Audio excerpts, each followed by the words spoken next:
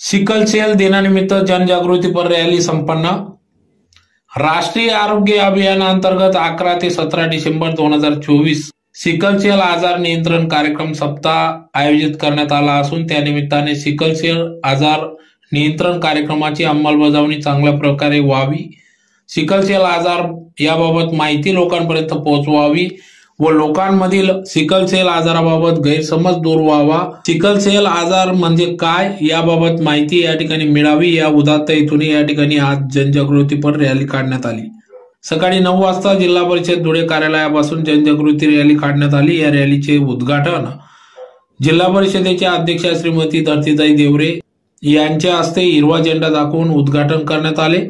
तर रॅली उद्घाटनामध्ये उपाध्यक्ष देवेंद्रदादा पाटील, जिल्हा परिषद शिक्षण आरोग्य सभापती सोनीताई कदम, कृषी सभापती हर्षवर्धन दैते, महिला बाल कल्याण सभापती ज्योतिताई बोरसे, समाज कल्याण सभापती कैलास पावरा, तसेच मुख्य कार्यकारी अधिकारी विशाल नरवाडे, अतिरिक्त मुख्य कार्यकारी अधिकारी चंद्रकांत पवार, जिल्हा आरोग्य अधिकारी डॉक्टर सचिन बोडके, शल्य चिकित्सक डॉक्टर दत्ता देगावकर, तसेच डॉक्टर महेश बडागे, डॉक्टर विवेक जाधव, तालुका वैद्यकीय अधिकारी श्रीमती तरुणम पटेल, डॉक्टर प्रसन्न कुलकर्णी, डॉक्टर संजय मोरे, डॉक्टर मनीष पाटील, श्रीमती भारती निर्मल, श्रीमती सरला शिंदे, सहाय्यक अधिसेविका परिसेविका श्रीमती प्रतिभा गोडके, प्राचार्य प्रशिक्षण महाविद्यालय धुळेचे मयूर गीते, जिल्हा कार्यक्रम व्यवस्थापक अमिता आठवले, जिल्हा लेखा व्यवस्थापक निलेश पाटील, जिल्हा सिकल सेल समन्वयक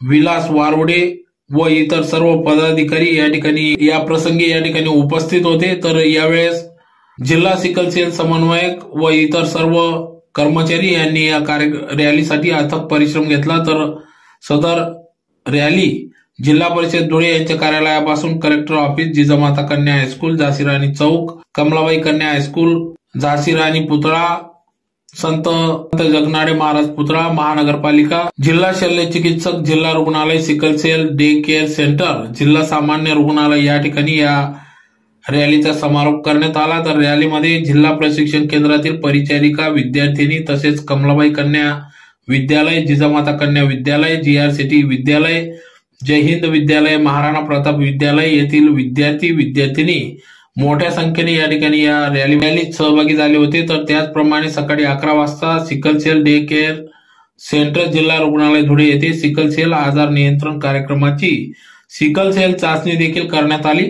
सदर कार्यक्रमामध्ये मुख्य कार्यकारी अधिकारी चंद्रकांत पवार यांनी सिकल सेल बाबत माहिती दिली व सिकल सेलची चाचणी करणे किती गरजेचे आहे याचे गांभीर्य लक्षात आणून दिले। तर प्रत्येकाने सिकल सेलची चाचणी करावी असे आवाहन देखील या ठिकाणी करण्यात आले। तर कार्यक्रमाप्रसंगी या ठिकाणी मुख्य कार्यकारी अधिकारी विशाल नरवाडे यांच्या मार्गदर्शनात सिकल सेल सप्ताह राबविण्यात येत आहे।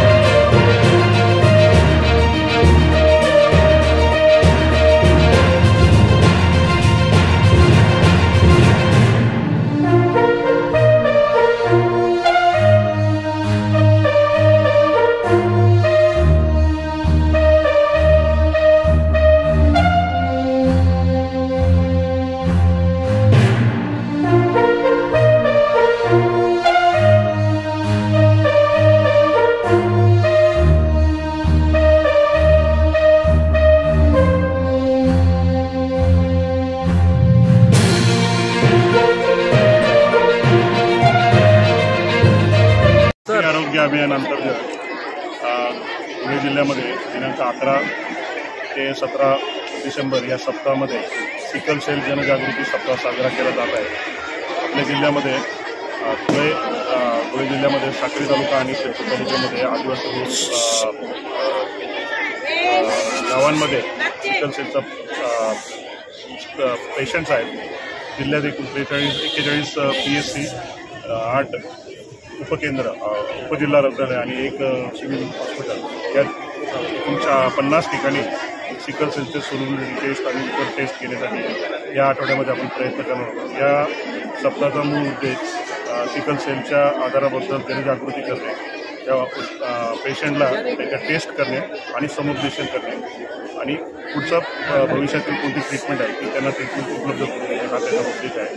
तर या बाबतीमध्ये जनजागृतीचा एक भाग म्हणून या ठिकाणी जिल्हा परिषदेचे आदरणीय अध्यक्ष धरतीताई देवरे, आदरणीय सभापतीताई,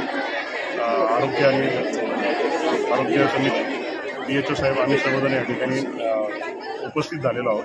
या ठिकाणी जनजागृती करण्याचा मूळ उद्देश आहे. या ठिकाणी अनेक महिला ANM GNM कॉलेजच्या विद्यार्थिनी त्या ठिकाणी उपस्थित आहेत. सर, या आजाराचं लक्षण आहे? सिकल आजार हा सिकल सेल आजार हा मोठा अनुवांशिक आजार आहे. या आजारामध्ये दोन वाहक जे आहेत सिकल सेलचे, त्यांचं एकमेकांमध्ये विवाह होण्यापासून आपण वेळीच जर निदान झालं तर ते आपण प्रतिबंध करू शकतो.